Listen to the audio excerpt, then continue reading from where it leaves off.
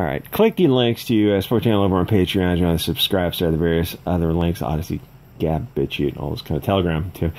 Here's the funny thing about this this guy who uses male pronouns. In his interviews, he uses male. He says you can use whatever pronouns you want for him. Male, female. He uses zer, it, whatever you want.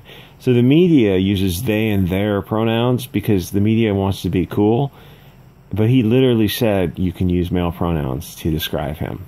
But the media's just got to do a little bit extra to show how hip, slick, and cool they are. How cool the wine drinking cat moms by Zoe guy. Almost curious to do an image search for that. Who probably has their own pronouns that probably don't match their sex. I don't think I can do pronouns. I think I'm going to stick with the sex-based pronouns. I mean, for social media, it's like this is politics not being downstream from culture. How they do this is go, oh, well, if you're on Twitter, maybe on YouTube too in the future, if you don't use someone's preferred pronouns, you'll just get kicked off of social media. Oh, but don't you see how that affects the culture and then the politics in the future? Well, it's just a private platform, bigot. Form your own. It's just a private bank, bigot. Form your own. It's just a private credit card servicing. Just form your own country. Oh, shit. Yeah. Inshallah. So, how does Ezra Miller get so many chances when he's an obvious nut job? Like, years ago when they were first interviewing him for these roles that have, you want somebody in a role for superhero series, it's going to last for 10 to 15 years until they age out and replace them. But so you need somebody who's kind of stable. And even years ago when, the casting agents and directors were talking to this guy, you knew he wasn't that guy. So why did you put him in these roles? So I saw that this was The Flash is allegedly still getting made, though I'm sure there are many discussions about it. And I wondered how exactly someone who's annoying as Ezra gets so many chances where, obviously Johnny Depp and Gina Carano are, like, she said treat people nicely. And her pronouns were zer or beep and bop or something like that. It's like, oh, you're fired. Oh, okay. It really seems to be like a culture at Disney is toxic left-wing hatred and intolerance for anyone with a different, oh, you're fired too. Oh, okay, I see how it is. Anyway, so I wondered why he was picked for The Flash in the first place. Think about it. The guy's not a leading man. He doesn't have that vibe. He was always a creepy guy who was only good for an ancillary role that was never going to grow into a main role. The guy always looked like he'd give you a disease just by being in the same room with him, especially now. And the roles are planned like for a decade or 15 years. So they're counting on, he's going to be in like possibly a half dozen movies, one of his own movie and then several combined movies type of things. So why would you pick Ezra, in the first place, someone who's like, he doesn't stand out in any way. So I got to assume he knows where the bodies are buried in Hollywood or something. The other thing I want to know is you got a BLT guy who's obviously, and he's playing these roles. And while people on the left all pretend it's fine, it's not like the old days where you didn't know the personal life of the actors. But now with social media, everybody puts their life out on Twitter. And so I mean by that, like in the 80s, I think when Roger Moore was playing the roles, I guess he's BLT or Tom Selleck or whoever. It's like it didn't matter. And it doesn't matter to most of us now, or even not Iron Maiden, but who's that other band? Rob Halford. But the thing is, because you weren't in their personal life on social media, there was no social media in the 80s. So the willing suspension of disbelief worked out pretty well. But now it's different, and they say, it's like, can you really suspend the disbelief so much, is what I'm trying to politely say. So Ezra, and the thing is, he's not just BLT, he's musical theater BLT. And I think in Justice League, he was portraying a straight guy in Justice League. Because he said something about Wonder Woman, like you think she. Oh, I think in his real life he's just kind of, he's open to anything. I guess he's bi or something, or pan, what I think they call it nowadays. But in the movie, he said he's talking about Wonder Woman being a cutie, and you looked at it in the movie, you're like, what are you talking about, dude? Like, you're not selling this. You're not coming across as straight. Though allegedly in real life he is straight, which is funny because in the movie he didn't come across as straight and he was playing straight, but he actually, or not straight. He's into anything, I guess, that moves. So my question is, why was he picked in the first place? And the more I think about it, the weirder it gets.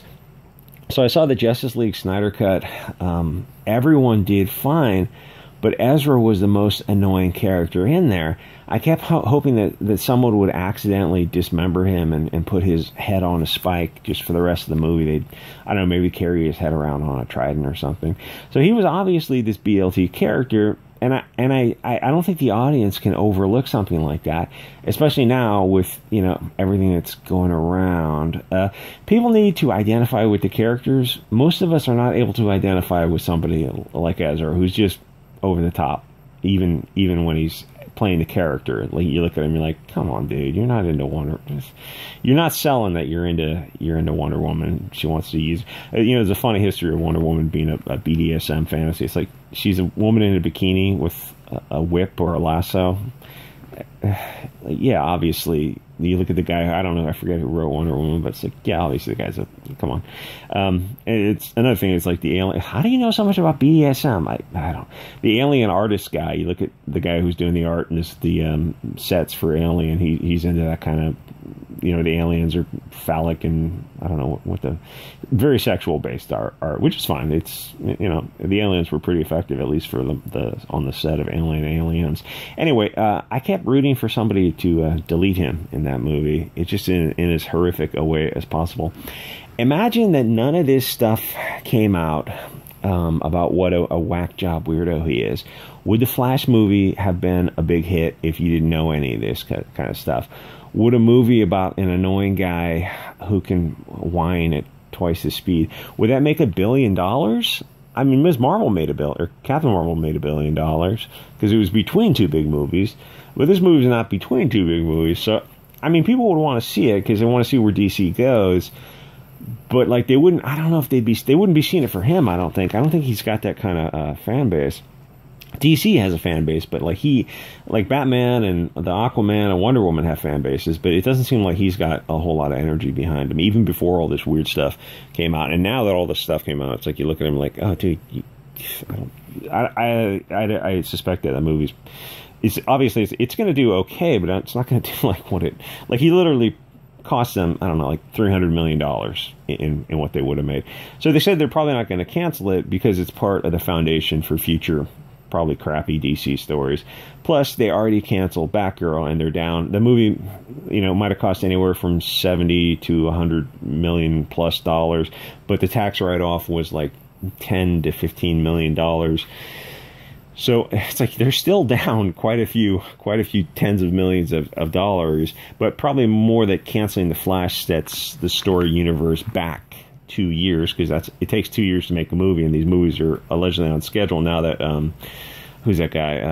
That guy who's in charge, not Zelenko or Zelensky or something. He's in charge now, and he says he wants to put this stuff on like a more, you know, Disney setting where things are connected. It's like, yeah, obvious. Why weren't you doing that from the beginning?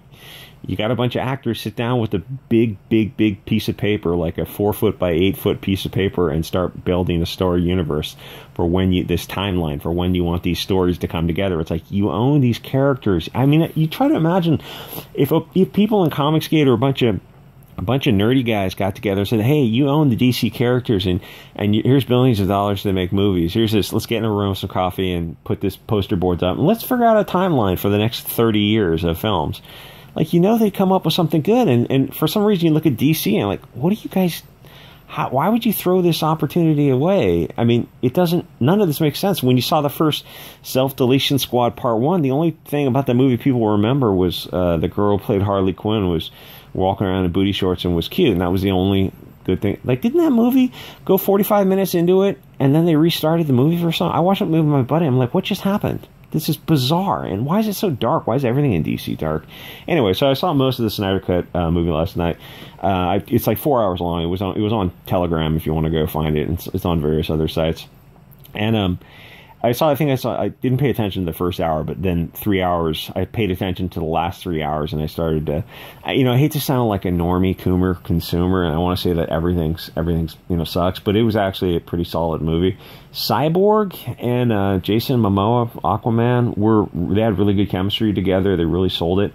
Gal Gadot, and I hate saying her name, like, I want to say Gal Gadot, make it more smooth and European.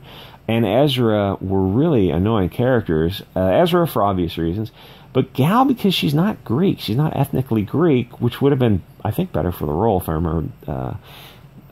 Diane of Artemis, I think that's a Greek story. In fact, now that I think about it, all the characters had kind of a dark vibe, which Disney or DC has kind of a dark vibe, except for the last Self-Deletion Squad Part 2, which for some reason was a whole lot brighter. Maybe they clued into that, but it wasn't any better. It's like that movie still wasn't. It was better than the first one, but it was still very, like, DC just has this long history of making these bizarrely mediocre, kind of gloomy, just low energy films. And it's like, how do you do that when you have all this money, all this talent, and you just can't put it together in the right format, which makes it at least as enjoyable as some Marvel movies. Anyway, it kind of had like a depressing tone, which the whole movie felt dark. It's impossible to actually like the characters where Marvel has a much brighter vibe. Anyway, so Justice League Snyder Cut was solid, but I'm not looking forward to seeing more DC movies. Not exactly, because Hollywood has too much of this like evil kind of energy associated with it. I saw this movie because so many people kept telling me to see this thing. I'm like, 4 hours, dude. I'm not watching a 4-hour movie. It's just there's no entertainment pop culture now that's worth the 4 hours after I've seen so many crappy Marvel and DC movies. But I just happened to come across it on Telegram. And I watch it. I'm like, oh, okay, it actually is pretty good. But the rest of DC and Marvel is really mediocre, and it's like one decent movie doesn't really save the whole thing. So it came out in 2017. The original cut did. I don't know when the Snyder Cut came, and it lost money when it came out. It was supposed to break even at like $750 million or something like that. That's how much advertising went into it. The thing is, if they had released the 4-hour version at first and split it into 2 single films, I think they would have made money because it was a much superior film. Even for me, who's like not into DC at all. But 2017 was an entirely different political environment. Things are just, they're different now. There's this super woke has been, these people have taken off the mask off of globalist Hollywood. So every time I think of future Hollywood movies, I think of Epstein Weinstein types who are lecturing us, like the hypocrisy of these people in Hollywood who are just, you see them stand up and applaud for Weinstein, for Roman Polanski, for Woody Allen, and half these people on the Epstein Island flight logs. You're like, you guys have been doing stuff to kids and women for as long as the industry has been around, and it's like that's bad enough for sure. But it's the fact that then they get on stage and they lecture us about, environmental causes or Ukraine or something. It's like, you guys do drugs and fly to Epstein's Island, and you're doing like that Eyes Wide Shut. That's only a movie. Who directed Eyes Wide Shut? Son of a bitch, I don't remember. That guy was actually he was actually pretty cool. He knew what was going on. He was kind of an Isaac Cappy guy who knew what was going on behind the scenes and wasn't cool with it, which is respectable. And I think he died after that movie. I forget the guy's name. You go, oh, Eyes Wide Shut. It's just a movie. It's just a movie. You go like, yeah, but like Weinstein and Epstein's Island, those actually happened. Oh, it's just a conspiracy theory. Like the first floor of that building where they serve Italian food and buying furniture from that website, and it's mysteriously overpriced furniture. It's just conspiracy theories. Yeah, but Epstein's Island actually happened. That's all real. I mean, that ridiculous building that was painted with the blue and white stripes with the Middle Eastern architecture, that's all real. They have footage of that, drone footage of that. Oh well, yeah. What do you say to that? It's all real. I mean, it's so real that the camera shut off in his jail cell. He was on self-deletion watch. And the 2 guards, you can go look them up. You'll have a little giggle at the fall of civilization. We're shopping on Amazon for the products they were going to buy with their bribe money. So they turned the cameras off and they went shopping while somebody went in there and deleted Epstein. I mean, he deleted himself, whatever, of course. Don't go against the narrative or you might be next. It's like that all actually happened. It's like, how close was Eyes Wide Shut? Because it felt like, he was. You can look at some Rothschilds parties from the 30s and 40s or something, where they dress up like early Rothschilds parties, where they dress up in these bizarro costumes, and it kind of invokes a little of the Shining vibe to it from the movie. and then this eyes wide shut, and you start to go like, oh, these people actually were behind the scenes, and then it comes out that all this stuff actually happens. Huh. It's like you really are living in this bizarre conspiracy theory. Like, the real conspiracy is learning that it's not tinfoil hat stuff. I mean, some of it is, but like some of the stuff that comes out with evidence, you go, oh, well, there's concrete evidence for it. Oh, that's weird. Maybe we should do something about that. Anyway, I hope I didn't say anything not cool for YouTube. I want that 75 cents for this video. Like, comment, subscribe. Check me out on Patreon, subscribe star, and join the behind the scenes stuff. And I will see you guys on the next episode.